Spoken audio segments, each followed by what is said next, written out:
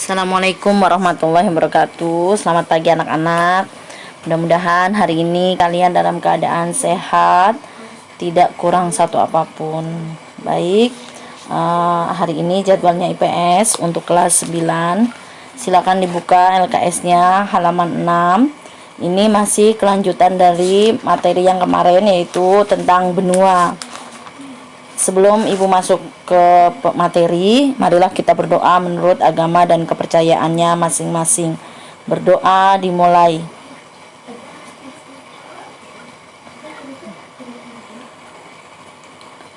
Selesai. Baik, ibu lanjutkan materi yang berikutnya, yaitu benua Eropa dan benua Afrika. Benua Eropa, kalian bisa lihat petanya di halaman 6, di PPT ibu juga ada untuk benua Eropa. Benua Eropa sesungguhnya bersatu dengan Asia secara fisik. Benua Eropa disebut juga benua biru, ya.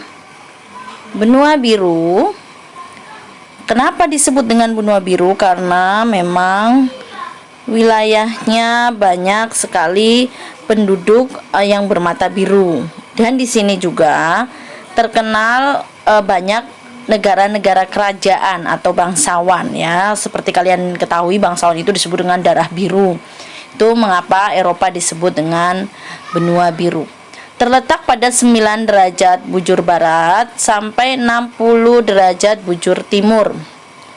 Kemudian ada 35 derajat lintang utara sampai 80 derajat lintang utara. Karena letaknya yang memang dekat dengan wilayah kutub, ya, Eropa ini beriklim subtropis dan sedang. Kalau beriklim subtropis berarti memiliki 4 musim. Ya. 4 musim itu terdiri dari musim semi, musim panas, musim gugur, dan musim dingin. Ya, berbeda dengan kawasan Asia.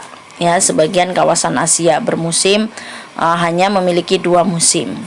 Kemudian luas dari wilayah benua Eropa itu adalah 10.355.000 km persegi. Ya. Kemudian batas-batas benua Eropa sendiri, bagian utara adalah Samudra Arktik, bagian selatan Laut Tengah, bagian barat Samudra Atlantik, bagian timur benua Asia. Batas benua Eropa dengan benua Asia adalah pegunungan Ural, Selat Dardanella, dan Laut Kaspia. Ini adalah batas-batas benua Eropa.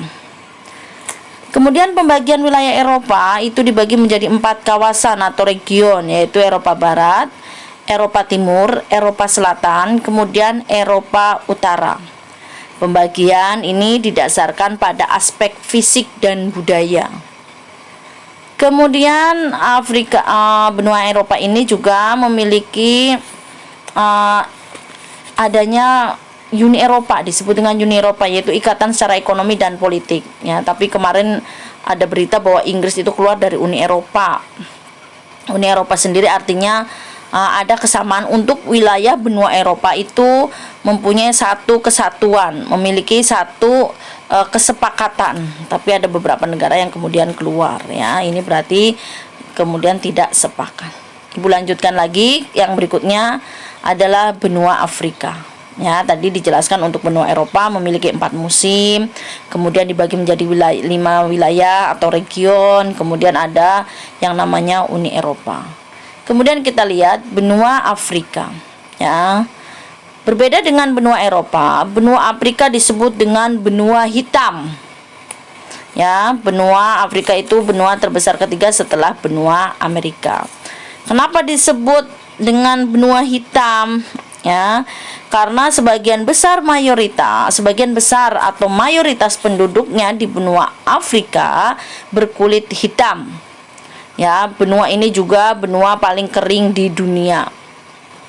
Afrika menyatu dengan Asia di ujung timur lautnya melalui terusan Suez dengan lebar 130 km. Afrika sendiri terletak pada 17 derajat bujur barat sampai 52 derajat bujur timur. dan 35 derajat lintang utara sampai dengan 34 derajat lintang selatan. Dilewati garis khatulistiwa sehingga beriklim tropis untuk sebagian barat dan bagian timur. Bagian utara dan selatan beriklim subtropis. Wilayahnya dibagari plato atau pegunungan ya, batuan ini ya. Makanya wilayah benua Afrika ini benua kering. Ya, dibagi menjadi 5 kawasan. Ada Afrika Utara, Afrika Timur, Afrika Barat, kemudian Afrika Tengah dan Afrika Selatan. Ya, udah sampai di situ. Ini tentang benua Eropa dan benua Afrika. Berarti nanti berikutnya kurang benua Australia saja. Baik, untuk benua batas-batas benua Eropa, batas-batas benua Afrika sudah Ibu jelaskan. Sekarang kalian nanti akan Ibu berikan tugas. Ya, tugasnya nanti akan Ibu share di grup masing-masing. Sekali lagi Ibu minta tolong kalian tetap membaca melalui LKS, kemudian menyimak video PPT Ibu ya, PowerPoint Ibu. Baik, sampai di sini penjelasan tentang benua Eropa dan benua Afrika. Kalau ada pertanyaan, silakan ditanyakan di komentar di bawah ini. Boleh bertanya. Baik, terima kasih. Mudah-mudahan bermanfaat. Assalamualaikum warahmatullahi wabarakatuh.